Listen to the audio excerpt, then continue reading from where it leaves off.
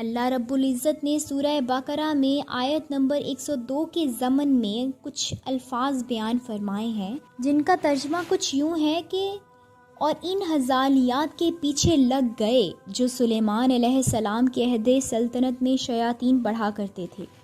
سلیمان علیہ السلام نے مطلق کفر کی بات نہیں کی بلکہ شیاطین ہی کفر کرتے تھے کہ لوگوں کو جادو سکھاتے تھے اور باتوں کے بھی پیچھے لگ جاتے تھے، جو شہر بابل میں 2 فرشتوں یعنی ہاروت اور ماروت پر اتری تھی، اور دونوں کسی کو کچھ نہیں سکھاتے تھے جب تک کہ یہ نہ کہہ دیتے تھے کہ ہم تو ذریعہ یعنی آزمائش ہیں، کفر میں نہ پڑو۔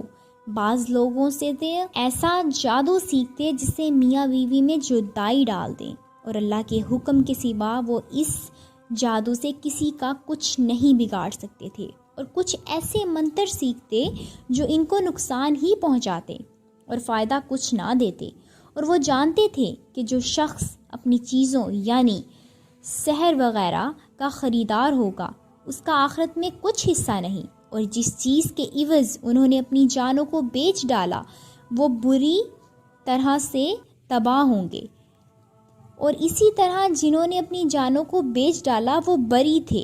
کاش وہ اس بات کو جانتے کہ اس آیت کریمہ میں اس جادو کا بیان ہے جس پر ارض الخلق اللہ یہود عامل تھے۔ پھر یہ ان اشیاء میں سے ہے جن کو شیاطین نے سلیمان بن داؤد علیہ السلام کے عہد میں گھڑا تھا تاکہ اللہ کی مخلوق کو ورغلایا اور پھسلایا جا سکے، اور اس کا تعلق اس سے بھی ہے جو کچھ بابل کی سرزمین میں ہاروت اور ماروت پر نازل ہوا، اور جب یہ نازل ہوا تھا تو ثانی الذکر عہد کے اعتبار سے اول الذکر سے متقدم ہے، کیونکہ قصہ ہاروت و ماروت بقول ابن اسحاق زمانہ نوح علیہ السلام سے پہلے کا ہے۔ جادو حضرت نوح علیہ السلام کے زمانے میں بھی موجود تھا، کیونکہ اللہ نے خبر دی ہے کہ قوم نوح علیہ السلام کا دعویٰ مذمومہ تھا کہ یہ نوح علیہ السلام کے ساحر ہیں۔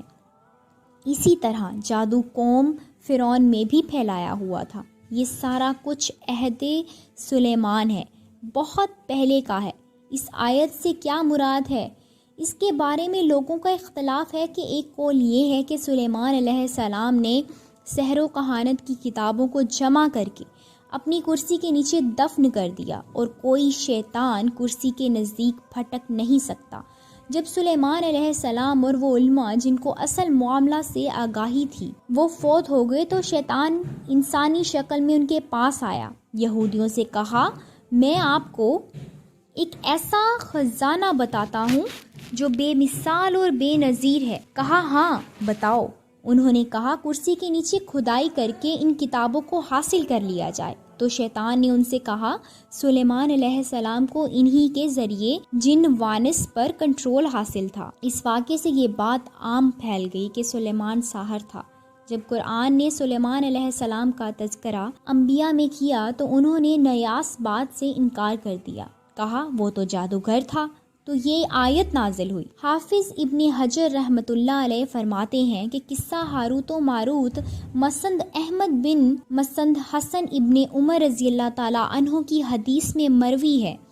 تبری نیاس واقعہ کی کئی طرق بیان کیے گئے ہیں۔ اس سے معلوم ہوتا ہے کہ اس قصے کا اصل موجود ہے، بخلاف ان لوگوں کے جنہوں نے اس قصے کو باطل قرار دیا، جیسے قاضی ایاز وغیرہ۔ حاصل اس کا یہ ہے کہ اللہ نے بطور آزمائش 2 فرشتوں میں شہوت و دیت پیدا کر دی، پھر ان کو حکم دیا کہ زمین پر قضاء کے فرائض سر انجام دو۔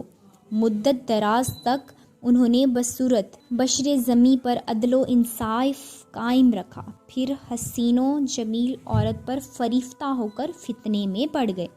اس بنا پر ان کو بطور سزا بابل کے کنویں میں الٹا لٹکا دیا گیا۔ ان کی ابتدائے علم کے ذریعے ہی ہوئی۔ جو اس علم تک رسائی چاہتا ان کا قصد کرتا، وہ اس وقت تک کسی کو تعلیم نہ دیتے جب تک اسے ڈراتے اور منع نہ کر لیتے۔ جب کسی کو اصرار ہوتا تو اس سے گفتگو کرتے اور تعلیم دیتے۔ اس علم کی حقیقت ان پر منکشف تھی لوگ ان سے ان اشیاء کی تعلیم حاصل کرتے جن کی وضاحت قرآن پاک میں ہے۔